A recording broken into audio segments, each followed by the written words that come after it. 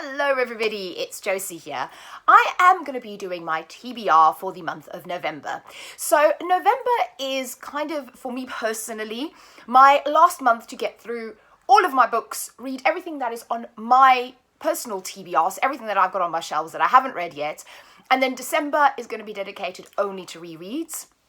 What I'm also trying to do, and maybe slightly ambitiously, because I didn't get through all the books I wanted to in October, because it was a really, really busy month. I had loads of personal stuff going on. I was doing loads of things.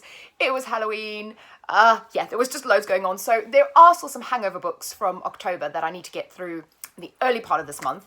But what I wanted to do was by the end of the month, I wanted to start doing my rereads and really kind of go into that and only read maybe the new releases that are coming out throughout this month or kind of moving forward, because my goal was kind of to really get rid of my TBR. When I started off the year, I had sort of 90, close to 100 odd books on my TBR, and that was just kind of, it was drowning me.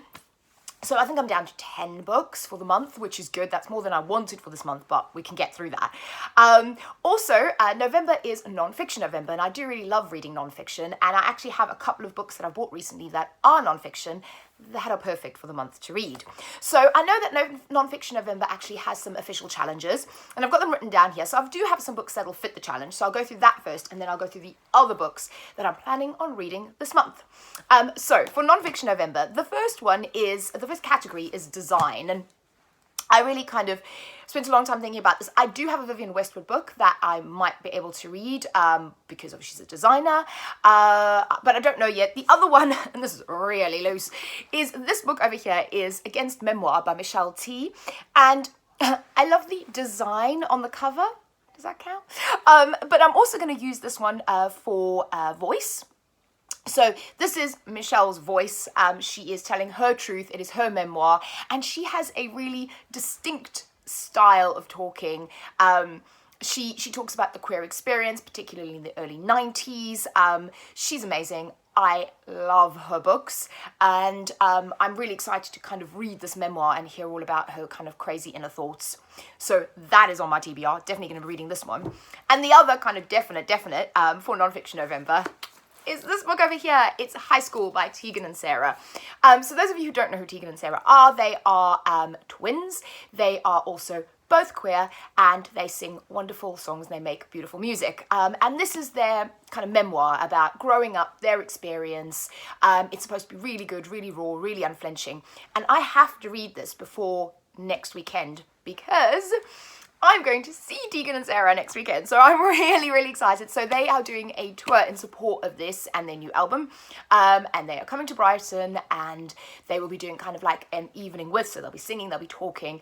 And I want to read this before I go to see them. And I want to take this with me because you never know whether or not you might be able to get it signed. So that might not happen, but I'm definitely reading this because I want to know all about it going into their show. So and this one is going against the category true.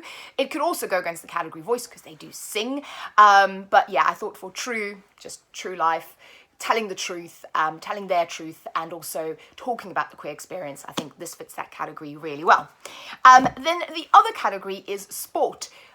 I don't read many sort of sports-related books or memoirs, but one that I did find on my library ebook app is, audiobook app, is Nicola Adams' autobiography. Nicola Adams is a British boxer. She is queer. She is wonderful. She's fabulous. And I want to read all about her life. And because I found it on audiobook from my library, I thought this is great. And I've got that downloaded. So I'm going to be listening to that this month as part of Nonfiction November. There's one more that I might want to read, but we'll see. Those are the ones that are on my TBR. So moving on from nonfiction to fiction. So I have a few here. The first one, I'm very excited about this. So this is one of the hangover books from October that I wanted to read in October and I didn't get through it. And that is A Dream So Dark by L.L. McKinney. This is a follow-up to A Blade So Dark? Oh, I might be getting that wrong. Is it? A Blade So Black, sorry.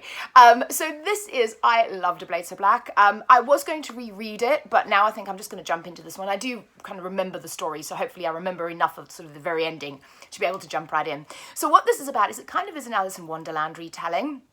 And it's incredibly diverse. There is also a queer side romance brewing in the first one. The main character is African American. It's kind of set in the modern world, but then Alice goes down sort of into this kind of crazy wonderland scenario, and she has to kill kind of nightmares that come up and haunt the humans, and that's kind of her job. So this ended on quite a cliffhanger, the first book, so I'm really dying to see how this one carries on, and I really loved it. I thought it was a really interesting, fresh take on kind of that Alice tale, and also quite diverse, which I loved. And I love this book, and well, I love the first book. I'm hoping I'm going to love the second one as much. So yeah, definitely one I'm dying to read. And the next one, there's been kind of on my radar for a long time. A lot of people talk about it, and it's this book over here. It's The Abyss Surrounds Us by Emily Skratsky. And what I've heard about this, very cool cover. What I've heard people say in synopses is it is queer pirates and a girl who trains like sea monsters. That just sounds like the kind of book I want to read. And that's kind of all I want to know. So kind of fantasy, yeah, queer fantasy, sea monster training, piratey goodness. Sounds amazing. Then the next one. So this book, everybody's been talking about it, and I don't know, I'm kind of late to this particular party, but the book I'm talking about, Red, White and Royal Blue by Casey McQuiston. So this one is, I think it's the Prince of England falls in love with the first son of the President of the United States.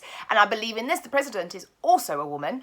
So obviously you've got a lovely gay romance, and there's apparently some wonderful, wonderful queerness. It is kind of a contemporary love story, but with a wonderful queer twist. And I love that transatlantic, that the Prince of England is going to fall in love with the kind of, I guess, the Prince of the US in a way. So I just think it sounds really fun, light. I think it's quite a nice thing to kind of maybe get away from some of the heavier, darker books that I've been reading. So yeah, this is definitely on my November list. And then the next one, not getting away from the heavy dark books, is this, The Last True Poets of the Sea. This is a new release.